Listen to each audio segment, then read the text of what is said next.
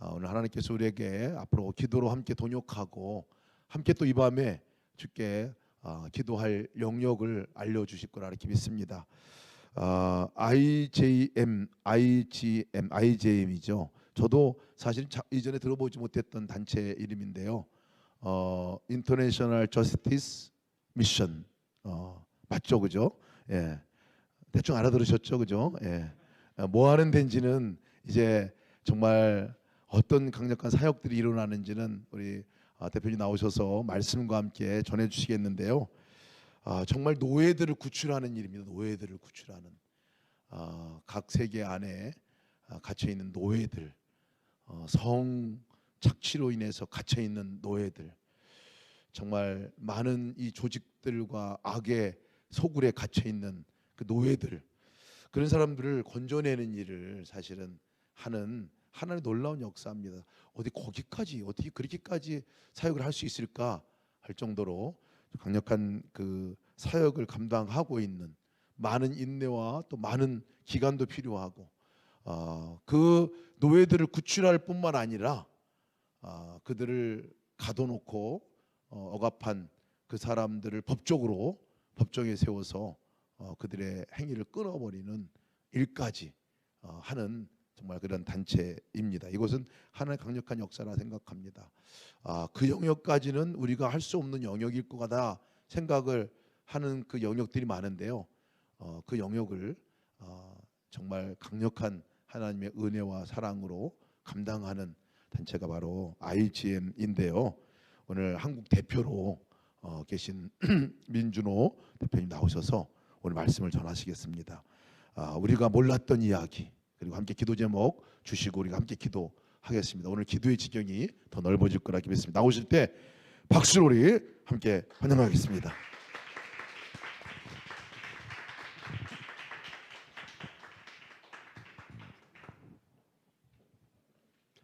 네, 여러분 오늘 만나 뵙게 돼서 반갑습니다. 목사님으로부터 소개받은 IJM 한국법인의 대표 민준호입니다. 반갑습니다. 네. 사실 저희 기관 IJM은 목사님 말씀해주신 약자로 만들어진 조합이거든요. I, International, J, Justice and Mission. 좋은 단어는 다 들어가 있습니다. 사실 제가 미국 법인의 대표님 처음 만났을 때 아니 어쩌자고 기관 이름을 이렇게 지으셨냐. 인터내셔널 하나만 들어가도 힘든데 저스티스에다 미션까지 들어가서 어떻게 소개를 해야 되냐 이렇게 우스갯소리를 한 적이 있습니다. 오늘 저는 짧은 시간이지만 여러분에게 우리가 몰랐던 사람들에 대한 이야기를 나누고 여러분에게 기도를 같이 부탁드리고 싶습니다. 때로 우리는 우리의 일상적인 문제와 우리 삶의 문제, 우리 가족의 문제를 위해서 기도를 할 때가 많이 있습니다. 그런데 그 기도도 당연히 필요한 것이고 중요한 것인데요. 저는 오늘 우리의 기도의 지경이 우리의 안전지대에만 머물러 있지 않기를 바랍니다. 우리가 사랑하는 사람들에게 여러분 그 남편과 아내분 그리고 자녀들 아니면 부모님을 위해서 선물을 준비할 때가 있으시잖아요. 그러면 그 선물을 준비할 때 어떻게 합니까? 당연히 내가 그 선물을 주고 싶은 내가 너무 사랑하는 사람이 뭘 좋아하고 그 사람의 생각이 무엇인지를 이해하기 위해서 노력합니다. 하물며 우리 가족을 이해하기 위해서도 그런 노력을 하는데 우리가 기도하는 대상인 하나님의 마음이 어디에 있는가, 하나님은 어떤 마음을 가지고 계신가를 이해하는 것은 당연히 우리에게 필요하고 중요한 것이 아닐까요? 그래서 저는 하나님은 우리의 일상과 우리의 가족에 늘 관심이 있으시지만 우리의 안전지대에만 우리의 기도가 머물러 있지 않기를 바라신다고 생각합니다. 그래서 오늘 저는 이 이야기를 여러분과 함께 나눠보려고 합니다. 우리가 성경을 볼 때 빠지는 딜레마가 있는데요. 자기가 좋아하는 구절만 딱 잘라서 보는 거죠. 그러다 보니까 가끔 어디 식당 같은 데 가서 보면 욥기에 나오는 말씀이 막 딱 잘라서 붙어 있는 경우도 있잖아요. 마찬가지로 우리가 이사야서 말씀을 읽을 때도요. 저도 이 말씀을 되게 좋아하는데 대부분의 사람들이 좋아하는 구절은 10절보다는 11절이에요. 11절에 보면 우리 어디 시험 보러 가거나 어디 막 사업을 하러 가거나 막 난리 납니다. 그때 가면 막 하나님이 너의 뼈마디에 원기를 주실 것이고 너는 마치 물된 동산처럼 되고 물이 끊어지지 않는 샘처럼 될 거다. 아멘! 막 외치고 난리 납니다. 그런데 그 앞부분에 있는 10절의 말씀에 저런 말씀이 있는지는 모르는 분들도 많습니다. 내가 너의 정성을 굶주린 사람에게 쏟으며 불쌍한 자의 소원을 충족시켜주면 너의 빛이 어둠 가운데서 나타나며 캄캄한 밤이 오히려 대낮같이 될 것이다.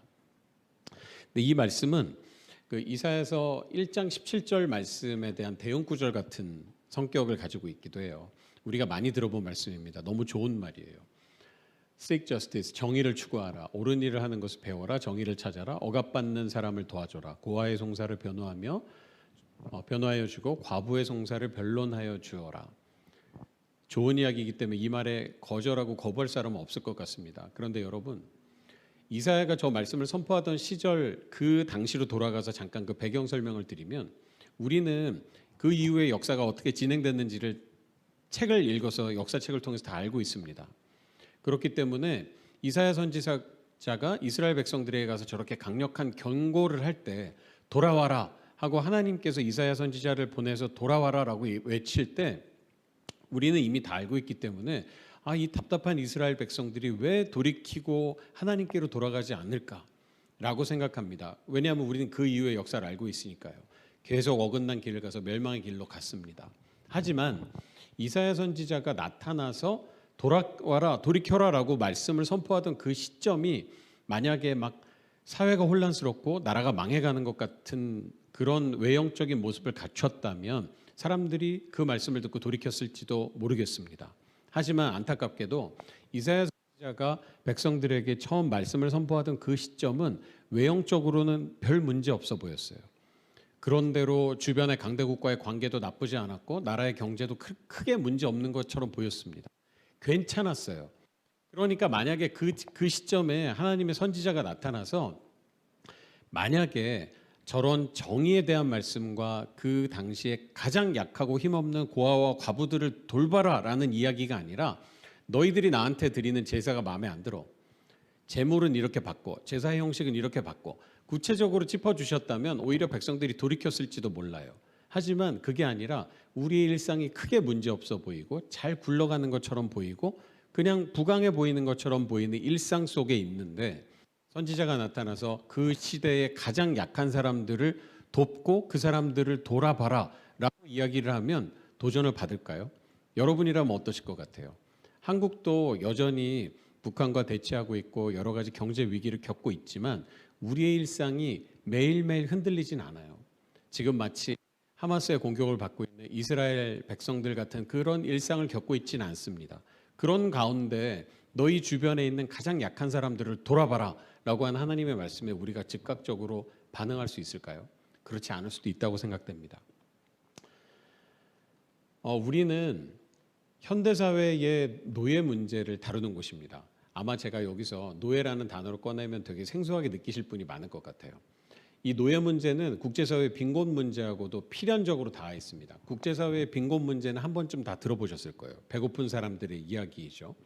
하루에 4인 이상의 가족이 $2 미만의 돈을 가지고 아침, 점심, 저녁을 먹고 사는 사람들을 극빈곤층이라고 합니다. 그 극빈곤층의 기준은 계속 달라지지만 20억 명 이상이 극빈곤층으로 추정되고 있습니다. 유엔과 국제기구는 이 사람들을 해결하기 위해서 많은 노력을 해왔고 성과도 보였습니다. 그런데 이 배고픈 사람들에게 음식을 갖다 주는 것만으로는 문제가 해결되지 않는다는 것을 발견했는데 특히 저희 IJM이 빈곤을 발생시키는 여러 원인 중에 관심을 가지고 있는 원인은 바로 폭력입니다. 배고픔의 문제랑 폭력이 도대체 무슨 상관이냐 이렇게 좀 생뚱맞다고 생각하실 수 있는데 예를 들어보겠습니다. 우리가 단기 선교로 가게 될 수도 있고 국제 구호 기구가 나가게 될 수도 있습니다. 그 배고픈 지역에 아마 우리 목사님께서도 선교 현장에 계셔서 그런 목격을 하신 적이 있을 텐데요. 우리가 그분들에게 먹을 것을 줄 수도 있고 약을 줄 수도 있지만 24시간 365일 그들 곁을 지킬 수는 없습니다. 그래서 우리가 떠나오게 되는 순간 누군가 그걸 빼앗아 가는 일이 사실은 그 선교 현장과 국제 구호 현장에서 지속적으로 발생합니다. 여러분 가끔 TV를 보시면 유니세프나 적십자나 월드비전 같은 기구들이 구호 물자를 나눠줄 때 여기다가 막 로고를 막 이만큼 큼지막하게 찍어서 막 옷도 주고 막 쌀포대 같은 거 나눠줄 때도 로고를 엄청 크게 찍어서 나눠주는 거 보신 적 있죠?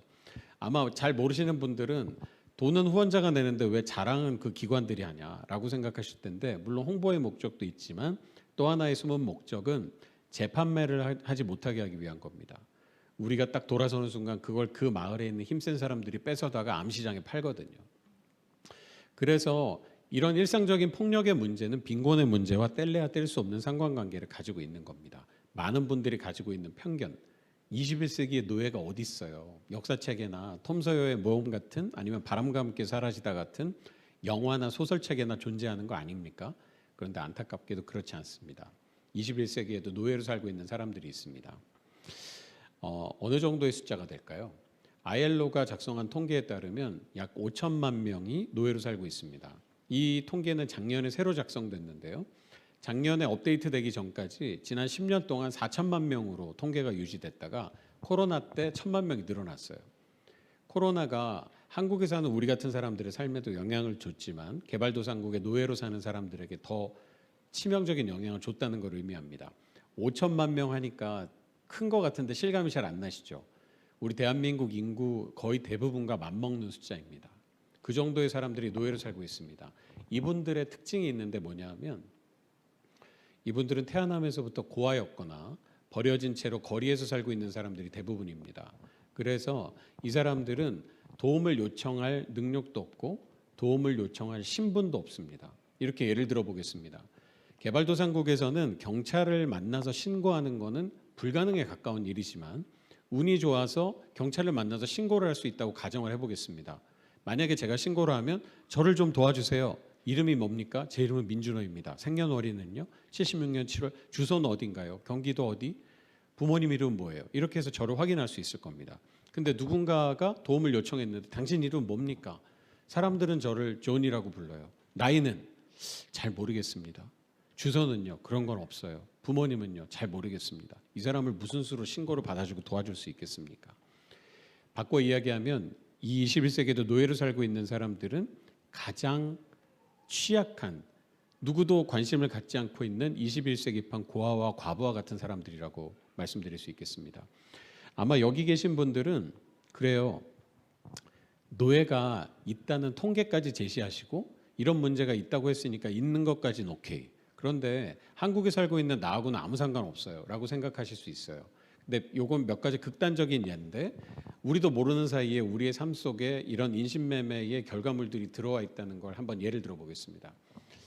지금은 대부분의 수산업이 많이 정화가 돼서 이런 일이 거의 없어요. 그런데 아직도 일부 수산업 인더스트리에서 남아있기 때문에 약간은 극단적이지만 예를 들어 보겠습니다.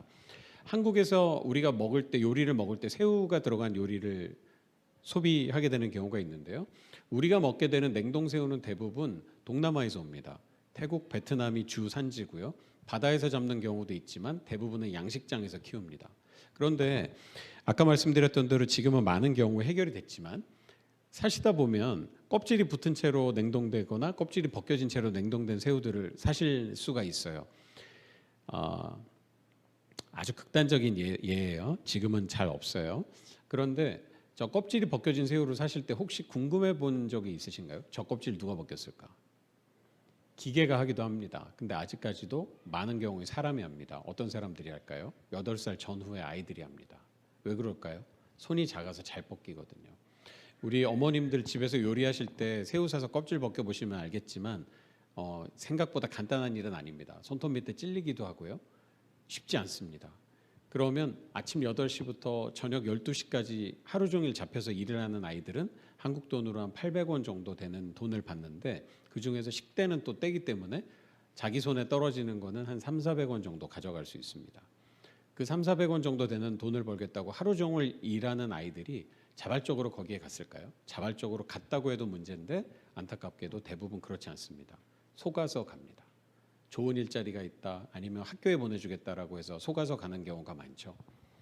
그럼 여러분 한국에서 우리가 이런 물건을 소비하고 어떤 서비스를 구매할 때 우리가 사는 이 물건은 어떻게 생산이 됐고 어떤 사람들의 손을 거쳐서 왔는지 궁금해하면서 소비하고 계신가요? 제가 이런 극단적인 예를 드리는 것은 뭐냐면 우리가 나랑은 상관없어. 나는 그래도 괜찮은 크리스찬이거든. 헌금도 내고 신앙생활도 잘하고 때로 기도도 해.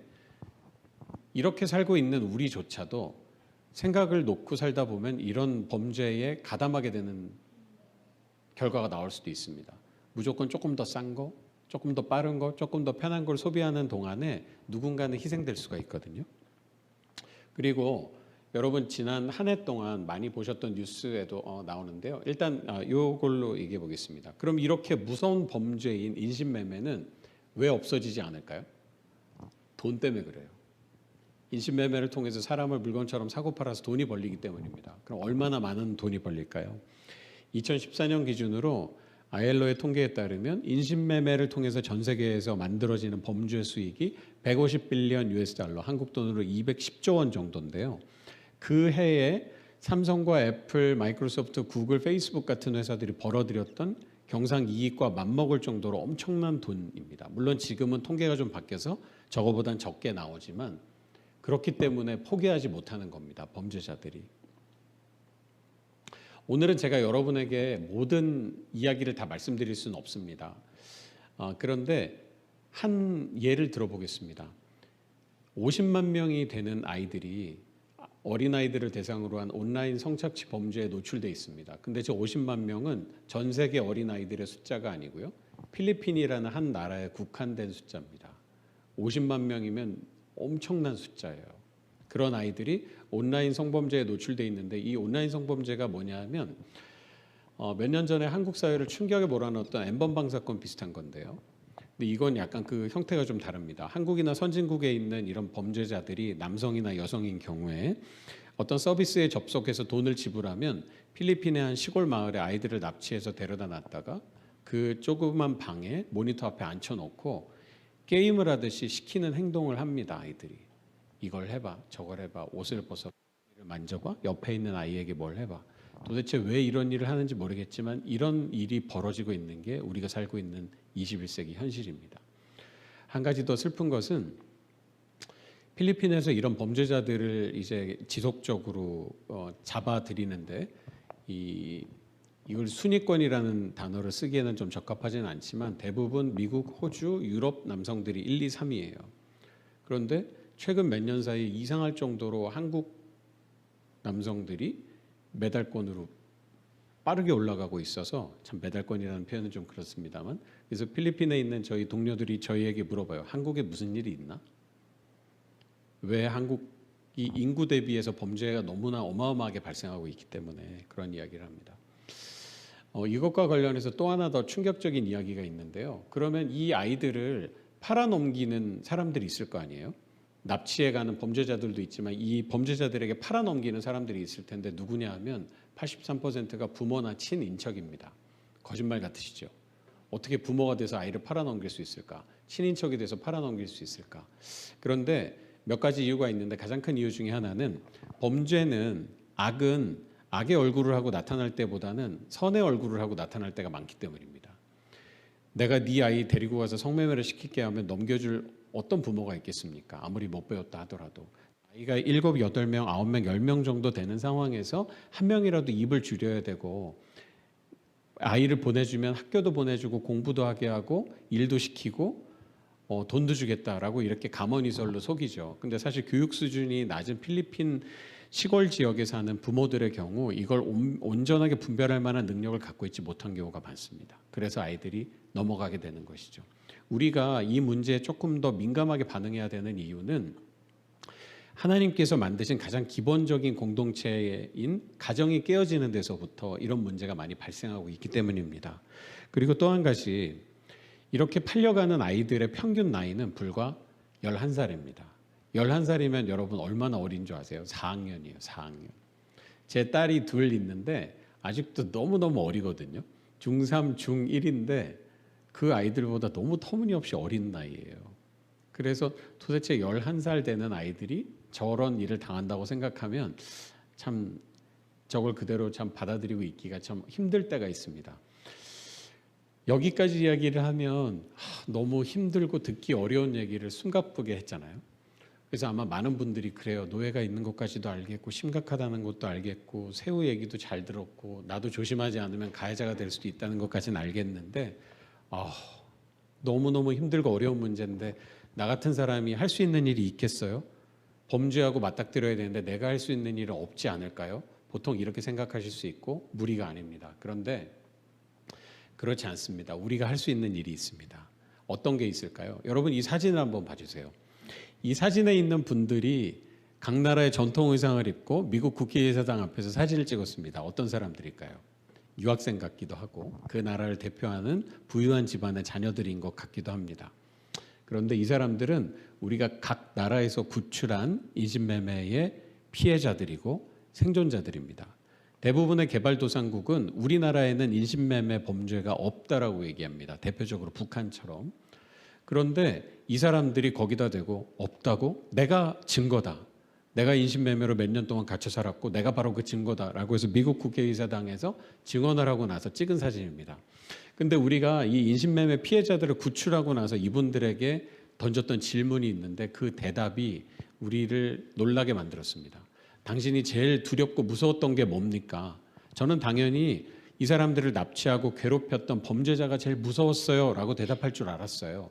근데 이 사람들이 내가 제일 두려웠습니다라고 얘기한 것은 아무도 나 같은 사람이 있을 거를 모를 거라는 생각, 그리고 나 같은 사람은 잊혀졌다, 나를 알고 있는 사람은 아무도 없다는 잊혀졌다는 두려움이 가장 컸다고 했습니다. 그런데 이 사람들이 구출되고 나서 나 같은 사람을 기억하는 사람들이 있구나, 그리고 나 같은 사람들을 구출하려고 하는 사람들이 있구나, 그리고 이 일을 해결하기 위해서 노력하는 사람들이 있구나, 이게 그분들에게 너무 큰 위로가 됐다고 합니다.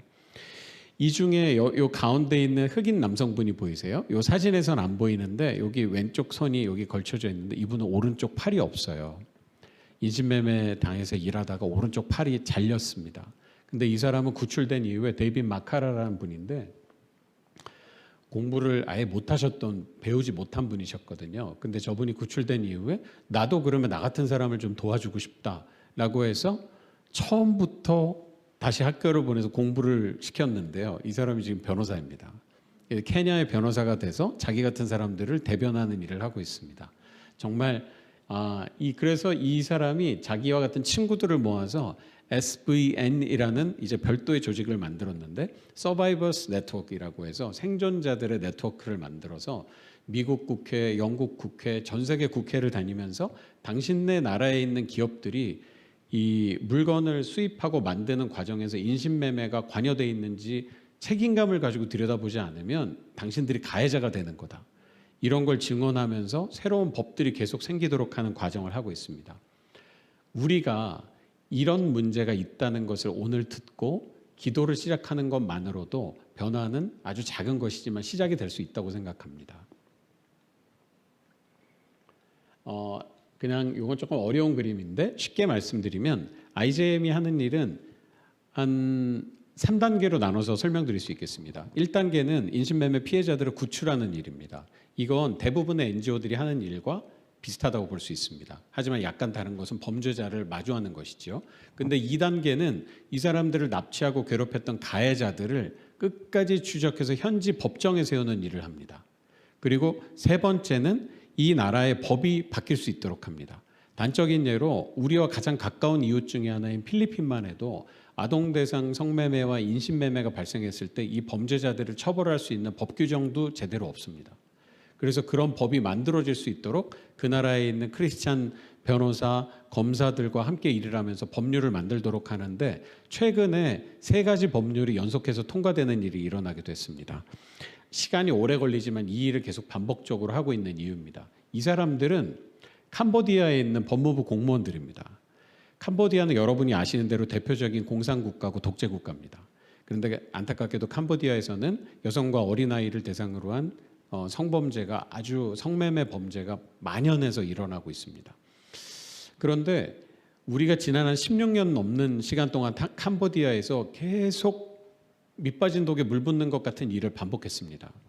아까 말씀드렸던 대로 가해자를 추적해서 현지 법정에 세우는 일을 하는데 가해자를 추적해서 현지 법정에 세우려고 하면 계속 정보가 새서 도망가는 거예요. 이게 한 달도 아니고 1년도 아니고 16년 동안 계속 반복된 겁니다. 누가 정보를 줬을까요? 부패한 경찰이 줍니다. 근데 우리는 알고도 속고 모르고도 속고 그런데 그 자리에서 계속 버티고 있었습니다. 그리고 저희 IJM이 일하는 방식 중에 제가 조금 마음에 드는 것 중에 하나는 미국 워싱턴에서 만들어진 크리스찬 변호사들이 만든 NGO임에도 불구하고 우리가 미국에서 왔다, 우리가 법률 전문가이다 라는 그런 이 고압적인 스탠스를 가지고 있지 않고 그냥 옆에서 계속 있어줍니다.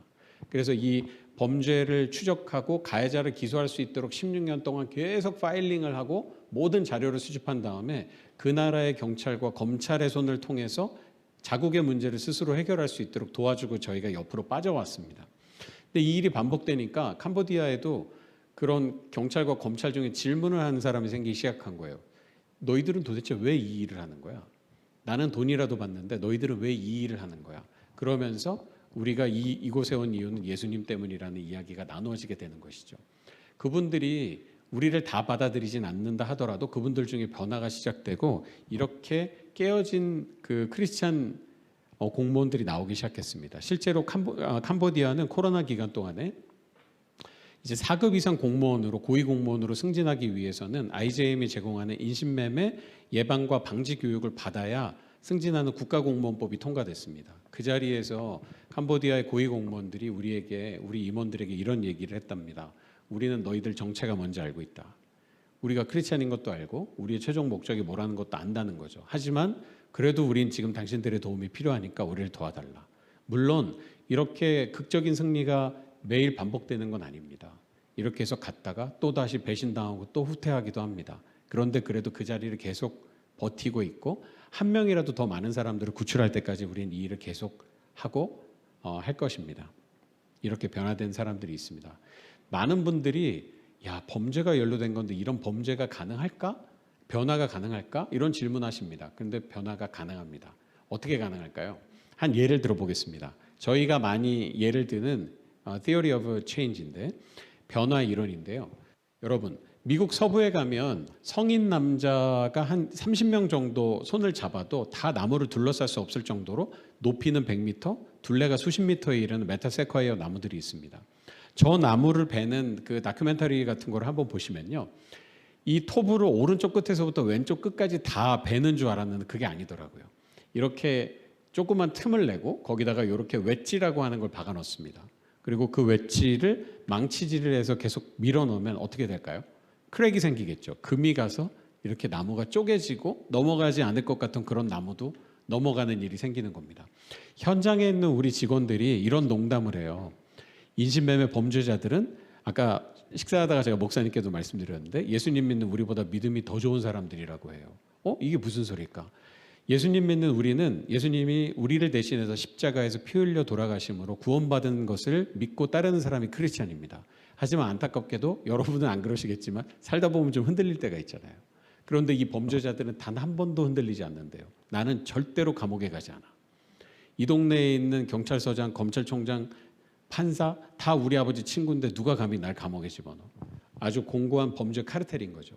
그러니까 이 사람들은 확신을 가지고 있고 피해자들은 더 절망에 빠지는 것입니다. 그런데 16년 동안 이 일을 26년 동안 계속하면서 어떤 일이 발생하냐면 여기 지금 예수동행 교회에 함께 있는 이 여러 우리 성도분들이 이렇게 예수님과 동행하는 성도분들이 아니라 범죄자의 회합이라고 가정을 해볼게요.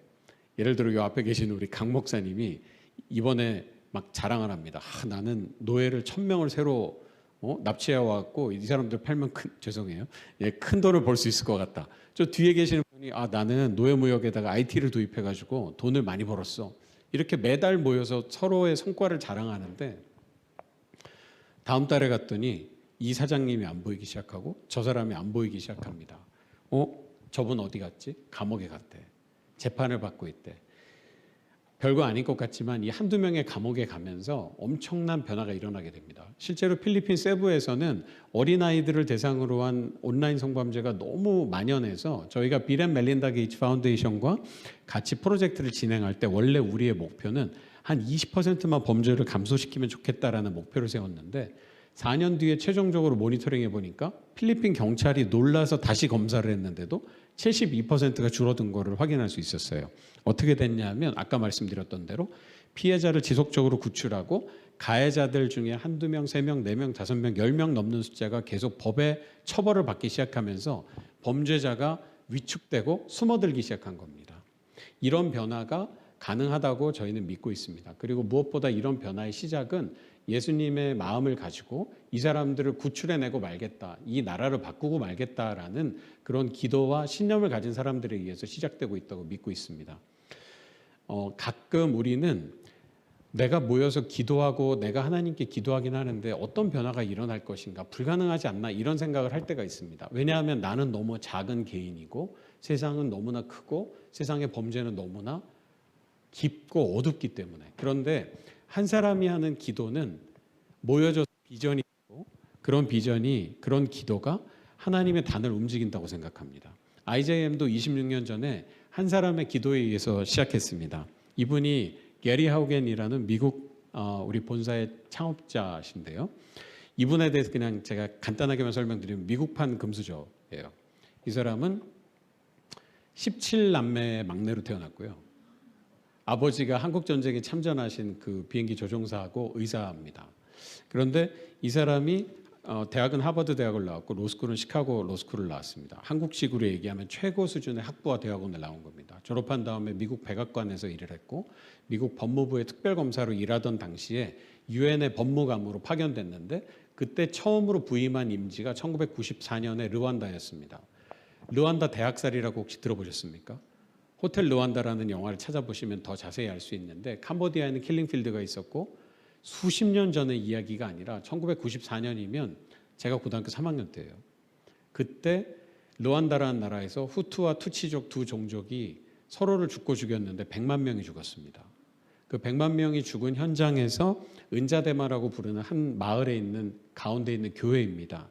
이 교회에 다른 부족 사람들이 또 다른 부족 사람들 300명을 교회 안에 몰아넣고 문과 창문에 못질을 해서 불을 내서 300명을 다 태워 죽였습니다. 이게 그 300명의 유골을 앞에 쌓아놓고 그 현장에서 조사관으로 활동하면서 이 사람이 기도하게 됩니다. 왜 이 사람들이 죽는 동안 우리는 도와주지 못했을까요? 왜 가난한 사람들에게 우리는 음식을 주고 그 사람들에게 약을 주었는데 이 사람들은 왜 보호받지 못했을까요? 그러면서 이 사람은 폭력의 문제를 해결하지 않으면 개발도상국의 문제를 해결할 수 없다는 생각을 하게 되고 워싱턴 DC로 돌아오게 됩니다. 그래서 이 사람은 자기가 일하던 백악관과 법무부에다 사표를 내고 이제 그 신우회에 가서 기도 요청을 했습니다. 내가 이렇게 해서 이 IJM이라는 거로 구상했다, 새로 시작하겠다라고 했더니 그때 백악관에 있는 그 크리스찬들이 다 나와가지고 어깨에 손을 얹고 다 기도를 해주면서 내가 이 일에 함께하겠다, 나도 후원하겠다라고 했대요. 그리고 그때 마침 개인적인 기도 제목이 되게 많았던 그 빌 클린턴 대통령이, 여러분이 아시는 기도 제목이 많았죠, 그분이. 그때 나왔는데 그 빌 대통령도 이제 우리 게리에게 나도 너를 돕겠다라고 얘기했대요. 여기까지 얘기하면 와, IJM은 그러니까 미국의 크리스찬과 백악관에 일하는 그 신우회와 대통령이 도와서 여기까지 왔구나라고 생각을 하시겠죠. 근데 그렇지 않습니다. 그러면 제가 이 이야기를 장황하게 꺼내지 않았겠죠.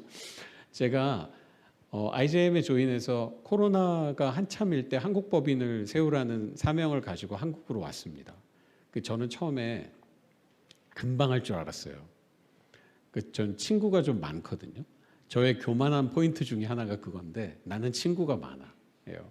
그래서 여기저기 친구가 많고 아는 사람도 많으니까 이 정도는 금방 해결할 수 있다. 굉장히 자신감을 가지고 왔는데 1년이 되도록 안 되더라고요.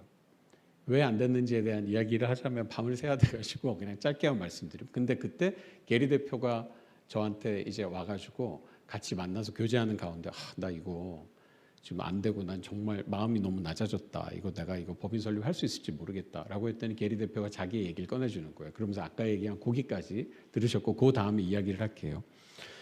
제가 사대주의는 아니지만 그래도 한국의 대통령이 도와준다고 해도 신날 것 같은데 미국 대통령은 조금 다르잖아요, 클래스가.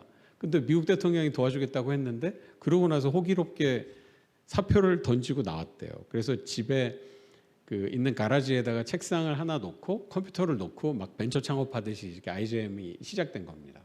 그런데 1년이 넘도록 아무한테도 전화 한 통이 없었대요.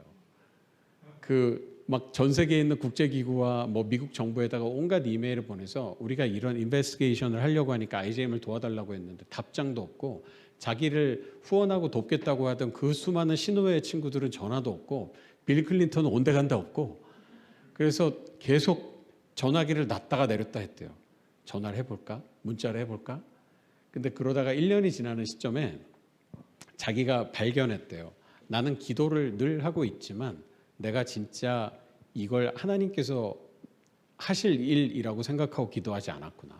우리가 크리스찬으로 그런 딜레마에 빠질 때가 있어요. 주일 와서 예배드리고 하나님께 맡긴다라고 하지만 정말 그렇게 의지하고 맡기고 기도하고 있는지 좀 돌아볼 때가 필요합니다.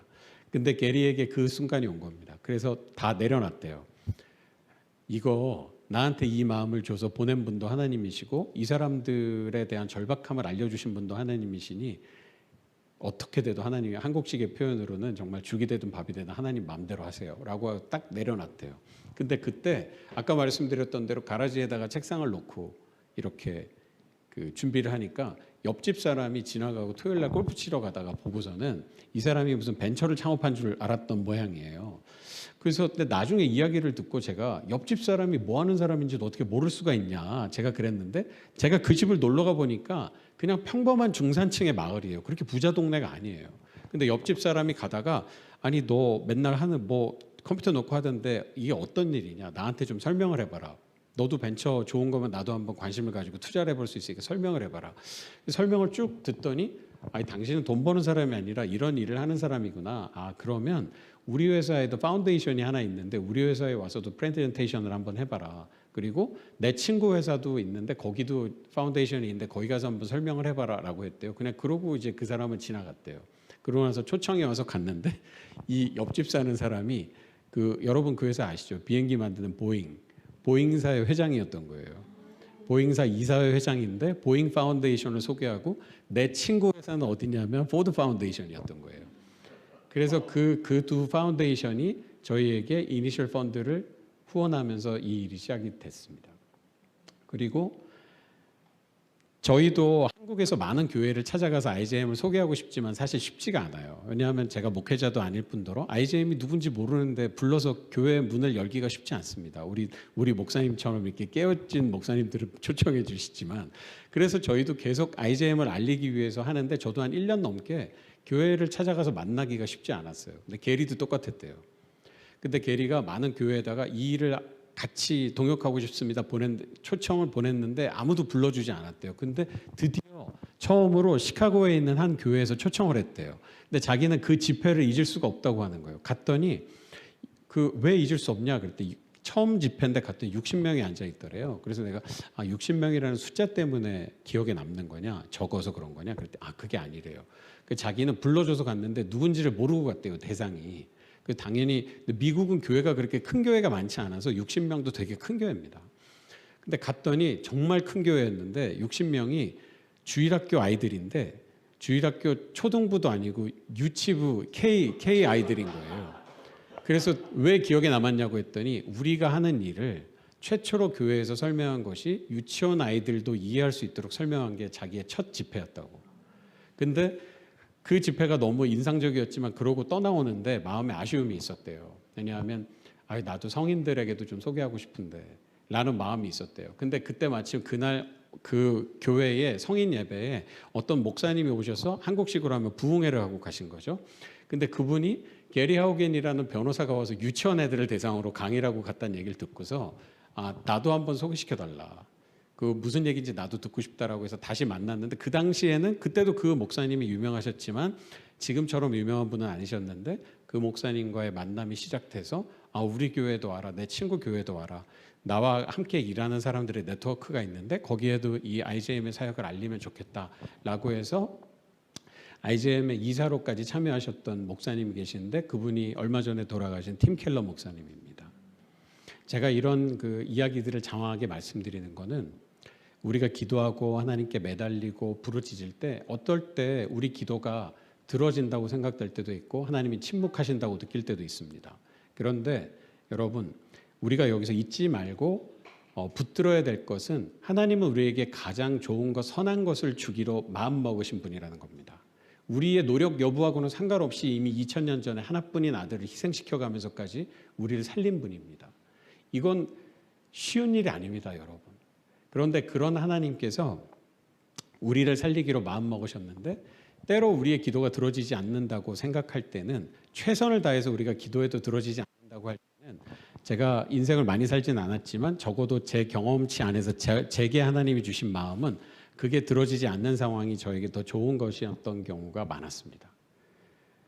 기도가 들어졌다고 생각하는 건 항상 내 기준이었고 기도가 들어지지 않았다고 생각한 것도 항상 내 기준의 이기적인 관점이었던 것 같습니다.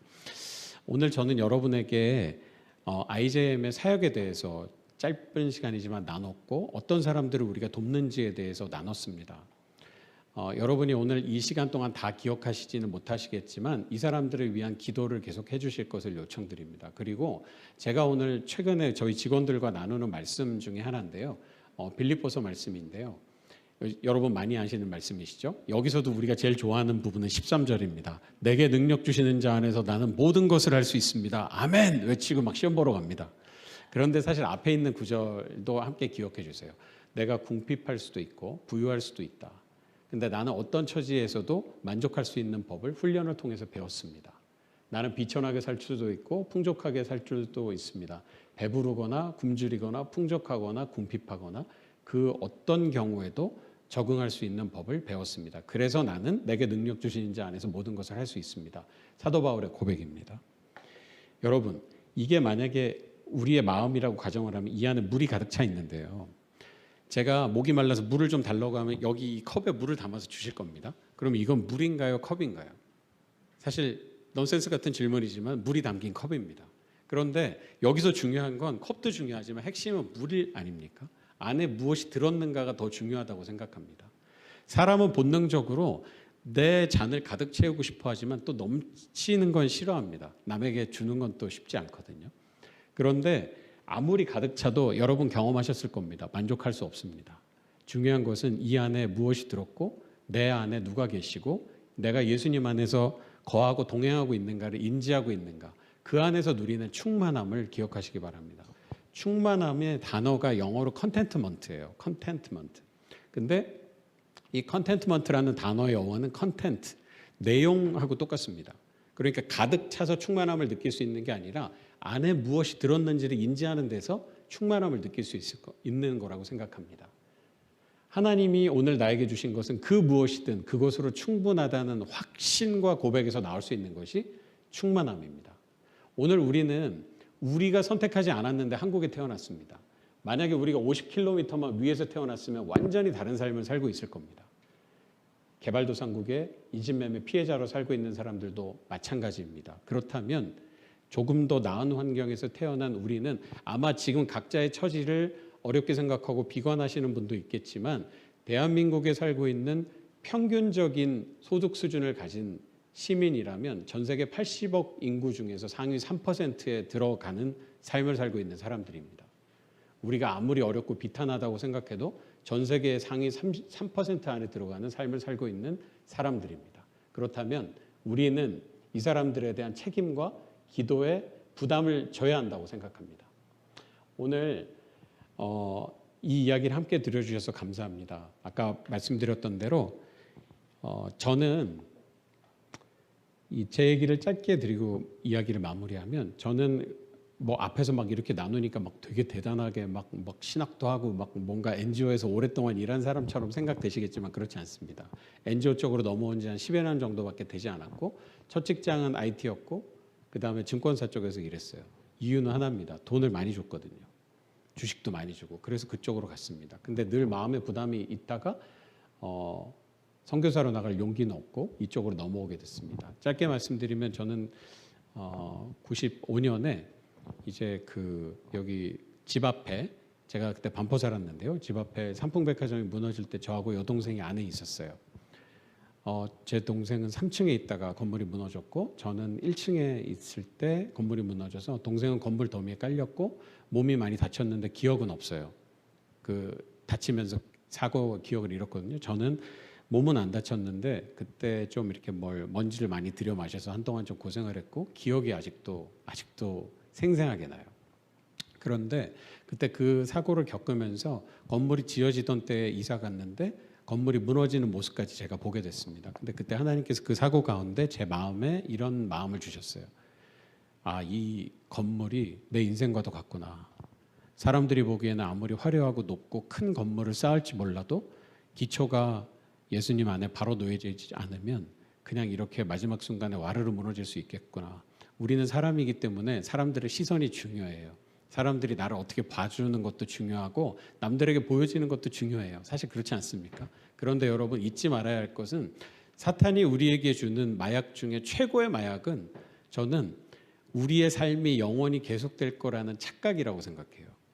물론 우리의 삶이 유한하다는 걸 우리가 알고 있지만 매일매일 물론 그 가운데 너무 매여 있으면 안 되겠지만 정말 유한한 삶을 살고 있고 내가 손에 움켜쥐고 있는 소유한 모든 것들이 모래알처럼 빠져나가는 것에 대한 확신이 있다면 어디다 투자하고 어디다 가치를 두고 살겠습니까?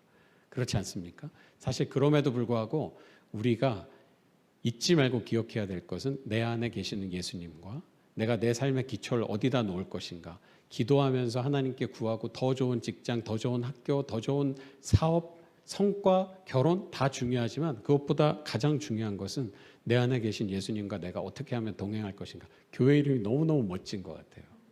그걸 쉽지 않은 일이지만 매일매일 삶 속에서 넘어지고 또 일어나고 넘어지고 또 일어나고 그걸 같이 가능하도록 하는 것은 예수님이 동행하시는 것이고 공동체의 힘이라고 생각합니다. 서로를 향해서 격려하고 기도하고 이렇게 세우는 공동체의 힘이라고 생각합니다. 오늘 이 짧은 시간이지만 이 시간 동안 오늘 여러분께서 들어주신 내용을 기억해 주시고 우리가 기억하고 우리가 기도하지 않으면 아무도 기억하지 못할 사람들을 꼭 기억해 주시면 좋겠습니다.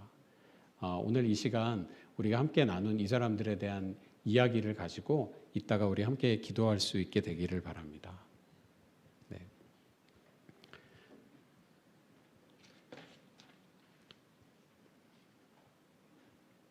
우리가 함께 찬양하고 또 나눠주신 내용들 가지고 함께 기도하겠습니다. 우리 아버지 당신의 마음이 있는 곳에 우리 함께 우리 찬양하겠습니다. 아버지 당신의 마음이 있는 곳에 나의 마음이 있기를 원해요. 아버지 당신의 눈물이 고인 곳에 나의 눈물이 보이길 원해요. 아버지 당신이 바라보는 영혼에게 나의 두 눈이 향하길 원해요.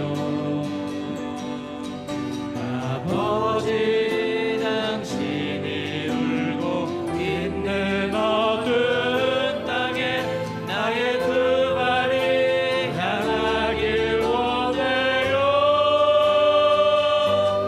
나의 마음이 아버지의 마음 알아. 내 모든 뜻 아버지의 뜻이 될 수 있기를 나의 온몸이 아버지의 마음 알아. 내 모든 삶 당신의 삶 되기를. 우리 한 번 더 아버지 당신의 마음이 있는 곳에 나의 마음이 있기를 원해요.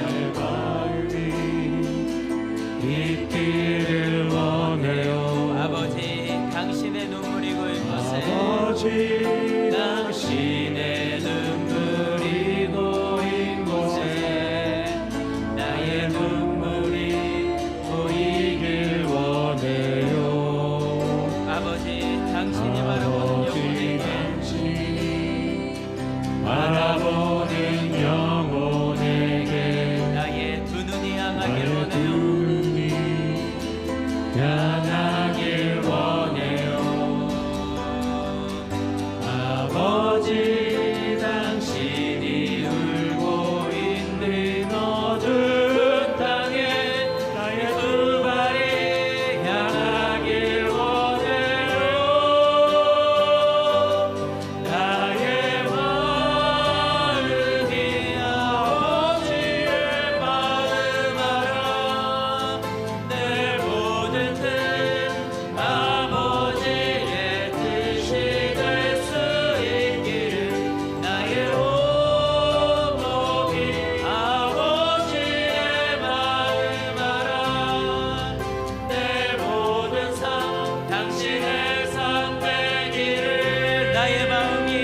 아버지 마마라 나의 마음이 아버지의 마음 알아 내 모든 생 아버지의 뜻이 될 수 있기를 나의 온몸이 아버지의 마음 알아 내 모든 삶 당신의 삶 되기를.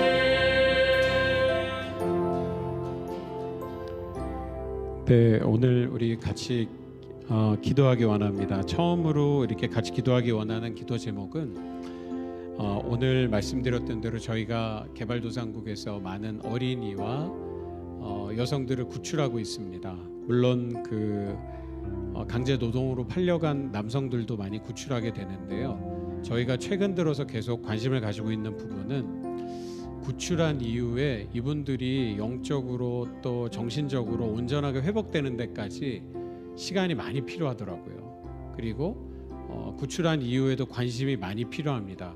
그런데 사실 이런 국제 개발 영역에서 배고프고 아프고 죽는 사람들이 여전히 많은 상황에서 이렇게 구출된 것만으로 충분하지 않냐라는 생각을 가진 그 관료들이 많이 있어요. 그런데 그렇지 않습니다. 거기서 끝나지 않고 이 어린아이와 여성들이 성매매 현장에서 구출된 이후에 정서적으로 영적으로 온전하게 회복되는 일이 너무너무 중요합니다. 그래서 이 일을 저희가 한국교회에 있는 성도분들에게 기도 제목을 많이 부탁드리고 있습니다. 아마 여러분 좀 멀게 느껴지실 수도 있지만 지금 이 순간에도 우리가 구출하고 있는 사람들을 그들의 안전을 위해서 기도해 주시고 그들의 생명을 위해서 기도해 주시고 그들의 온전한 회복과 그들의 가정의 회복과 그 공동체의 회복을 위해서 함께 기도하기를 원합니다. 함께 기도하겠습니다. 사랑의 하나님 감사합니다. 오늘 우리가 이 시간 아직도 개발도상국에서 어려운 가운데 살고 있는 사람들의 이야기를 나누었습니다. 한국에 살고 있는 우리는 상상하지도 못한 어려운 가운데 놓여 있는 사람들의 이야기를 들었습니다. 11살밖에 되지 않은 어린아이들이 팔리고 있고 그 가정이 깨어져 있습니다. 그리고 그 공동체가 깨어져 있습니다. 하나님, 이 일을 어찌하면 좋습니까? 하나님, 우리는 너무나 약해서 이 일을 어디서부터 시작해야 될지도 모르겠습니다. 하지만 하나님, 우리가 기도하는 마음으로 한 걸음을 떼고 기도하며 한 걸음을 떼겠습니다. 하나님, 우리의 능력으로 할 수 없지만 하나님, 우리의 능력으로 할 수 없지만 하나님 늘 동행하여 주시고 하나님 함께하여 주셔서 한 영혼을 향한 하나님의 마음을 붙들고 들어가서 이 아이가 회복되고 이 여성이 회복되고 가정이 회복되고 그 자리가 제 혼자 마음 가운데 되어진 주님을 제 우리가 다시 명확히 깨달아야 하였사오니 주님, 언제 우리의 몸이 우리의 눈이 우리의 모든 시선이 우리의 마음이 진정으로 주님의 원하시는 그곳 가운데 함께 바라고 함께 움직이시는 시간을 낼 수 있도록 주님이 인도하여 주옵소서. 주님, 우리에게 함께하신 놀라운 주님의 오늘 축복이 제 은혜한 가운데 함께 드리고자 오는 모든 이들 가운데 그들의 영혼들 가운데 함께하여 주옵소서. 주님, 언제 그들 심령 가운데 어려운 주님, 언제 그 마음이 주님의 위로함으로 인하여 회복되어지는 시간 되도록 인도하옵소서. 네, 이제 두 번째 기도 제목을 같이 나누기를 원합니다. 저희 동료들을 위해서 기도해 주시기를 부탁드립니다. 아까 말씀드렸던 대로 단순히 인신매매 피해자들을 구출하는 일에서 그치지 않고 가해자들을 마주해서 그 사람들을 추적해서 현지 법정에 세우는 일을 하다 보니 생명의 위협에 시달리는 경우가 많이 있습니다. 사실 한국 사무소에 있는 저와 한국 친구들은 그렇지 않지만 아직도 개발도상국에서 일하는 우리 동료들은 그런 생명의 위협에 노출되는 경우가 많이 있습니다. 실제로 5년 전에 케냐에 있는 우리 변호사와 직원 2명은 퇴근길에 없어졌어요. 그래서 그 일주일 뒤에 이제 시신으로 발견됐는데 가해자는 이제 저희가 결국에 찾아내서 작년에 법정에 세웠습니다. 부패한 경찰이었습니다. 범죄자로부터 돈을 받은 사실이 드러날까봐 우리 직원들을 살해한 것이었는데요. 캄보디아나 많은 국가에 있는 직원들이 아직도 생명의 위협에 노출된 채로 이 일을 하고 있습니다. 쉽지 않은 일입니다. 그들이 지치지 않도록 그들이 이 일을 계속 이어갈 수 있도록 영적인 강건함과 그들의 안전을 지켜주시기를 함께 기도해 주시기를 부탁드립니다. 기도하겠습니다. 예, 주님 사랑의 하나님, 놀라운 말씀을 하시니 감사합니다. 주님 생명을 살리는 이 가운데 주님의 주님을 사용해 주셔서 감사합니다. 주님 오늘 이 가운데 구원을 헌신하는 모든 동료들 가운데 주님 오늘 여기까지 강건함 주께 허락하여 주옵소서. 주님 오늘 그 오락되어지는 가운데에서도 주님 오늘 가해 동료들 지켜주실 기도합니다. 저들 아버지 주께서 가해자를 추적하고 저들 아버지 하나님 주 법정에 서는 일 가운데 생명의 위협이 있는 저들을 붙들어 주시고 나가게 하실 기도합니다. 하나님 놀라는 애 가운데 아버지 저들을 보호하여 주실 기도합니다. 저들을 살려 주실 기도합니다.